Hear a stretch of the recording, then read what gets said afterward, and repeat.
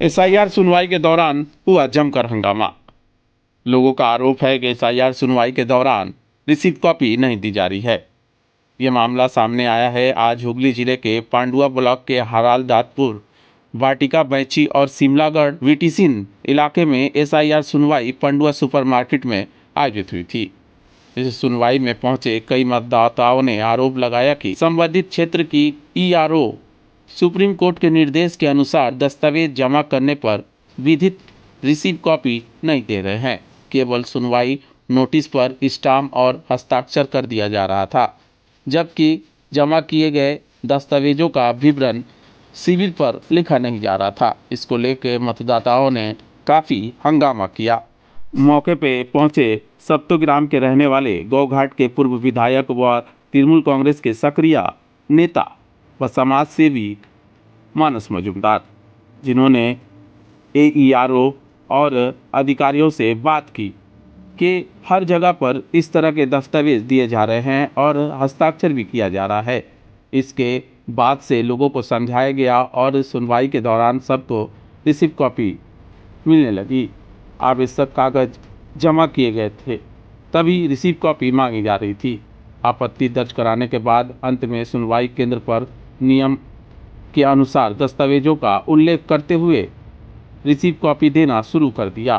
स्थानीय लोगों ने इस पहल को मतदाताओं के अधिकारों की रक्षा की दिशा में अहम कदम बताया। आइए देख लेते हैं इसको देखते हुए मानस मजुमदार ने क्या कुछ कहा था। पूरी खबर न्यूज़ लाइव भारत के माध्यम से।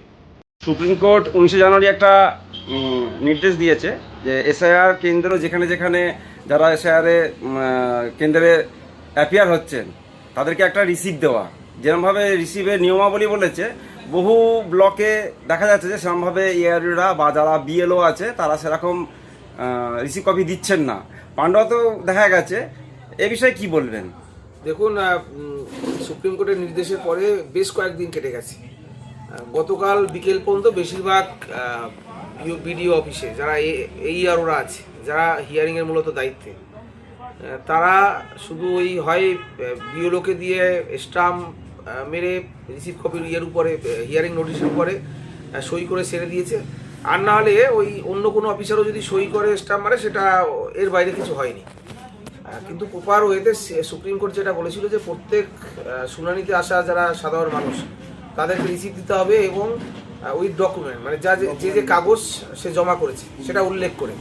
এবং আমাদের দলের নেতা অভিষেক বন্দ্যোপাধ্যায়ও আমাদের দলের যারা নেতা আছেন, বিভিন্ন টাউন ব্লকে যারা নেতা আছেন এবং বিএলএ 2 তাদেরকেও নির্দেশ দিয়েছিলেন যে হিয়ারিং চলাকালীন, শুনানি চলাকালীন প্রথম থেকে শেষ পর্যন্ত বিএলএ 2দের শুনানি কেন্দ্রে উপস্থিত থাকতে হবে। উপস্থিত থেকে এই ভোটারটা ভবিষ্যতে যদি নির্বাচন কমিশন এদের নাম ভোটার লিস্ট থেকে বাদ দেয় উদ্দেশ্যপ্রণীতভাবে, যেটা আমরা লক্ষ্য করছি, যেটা আমরা আশঙ্কা করছি, যার জন্য অভিষেক বন্দ্যোপাধ্যায় বলেছেন কোনো একজন ভোটারকেও বাদ দেওয়া যাবে না, দিদিও বলেছেন কোনো কাউকে বাদ দেওয়া। সেক্ষেত্রে আমরা লক্ষ্য করছি যে এই যে নির্দেশটা, সেই নির্দেশটা ফলো আপ সঠিকভাবে হচ্ছে না। এবং স্বাভাবিকভাবে আজকে আমি পান্ডুয়ায় সকাল থেকে ছিলাম, সেখানেও বেশ কিছু অঞ্চলে, যেটা আমার ইয়ের মধ্যে জেলা পরিষদের মধ্যে, সেখানে ওরা অনেকেই এটাকে এড়িয়ে যাচ্ছিলেন। অনেকে বিওলো সেখানে রিসিভ কপি দিচ্ছিল এবং অনেকে আবার উল্লেখ করছিলেন না, শুধু স্টাম্প মেরে সই করে ছেড়ে দিচ্ছিলেন। গতকাল বিডিওর সাথে এই নিয়ে কথা হয় এবং আজকে যারা এইআরওরা আছে তাদের সাথেও কথা হয়, প্রেশার ক্রিয়েট করার পরে যে আপনারা এইভাবে রিসিভ কপি দিতে পারেন না। কেননা এই যে স্টাম্প মেরে দিচ্ছেন বা বিওলোরা স্টাম্প মেরে দিচ্ছে, সই করে দিচ্ছে, এর সুপ্রিম কোর্টে কোনো একজন ভোটারের নাম ভোটার লিস্টে ফাইনাল বাদ গেলে পরে সে যদি সুপ্রিম কোর্টে যায়, এই কাগজে তার সে কোনো মান্যতা পাবে না। সুপ্রিম কোর্টও না মানতে পারে, আবার নির্বাচন কমিশনও না মানতে পারে। অতএব আপনাকে রিসিভ কপি দিতে হবে যেভাবে সুপ্রিম কোর্ট বলেছে। যে কাগজ সে দেখাবে সেই কাগজটি উল্লেখ করে রিসিভ এই কাগজ নিচে সই করবে, স্টাম্প মেরে দেবে। সেটা এইআরওই মারুক বা মাইক্রো অবজারই মারুক, যে কেউ। কিন্তু অনেক জায়গায় বিওলোকে দিয়ে স্টাম্প মারে, কিন্তু বিওলো তো সহযোগিতার দায়িত্ব, বিওলো তো শুনানি দায়িত্ব নেই। তো এটা বলার পরে বেশ কিছু এইআরও, বেশিরভাগ এইআরও তারা এই কাজটি করেছে। কিন্তু এখনও একটি ফাঁকফোকর থেকে গেছে অনেক জায়গায়। আমার মনে হয় অবিলম্বে বিভিন্ন জায়গায় যারা বিডিওরা বা এইআরও যারা দায়িত্বে আছেন তাদের অবিলম্বে এই জায়গাটা, কেননা এখানে ভোটারদের সুরক্ষার বিষয় জড়িয়ে আছে। কারণ নির্বাচন কমিশন যেভাবে এগোচ্ছে, যে কোনো প্রকারে বাংলায় 1.5 থেকে 2 কোটি ভোটারের নাম বাদ তারা দেবেই। কারণ আজকে সকালেই বর্তমান পেপারে আমরা খবরে দেখলাম, সেখানে কিছু কিছু ডকুমেন্ট না দেখালে তাদের নাম ভোটার লিস্ট থেকে কেটে দেওয়া হবে।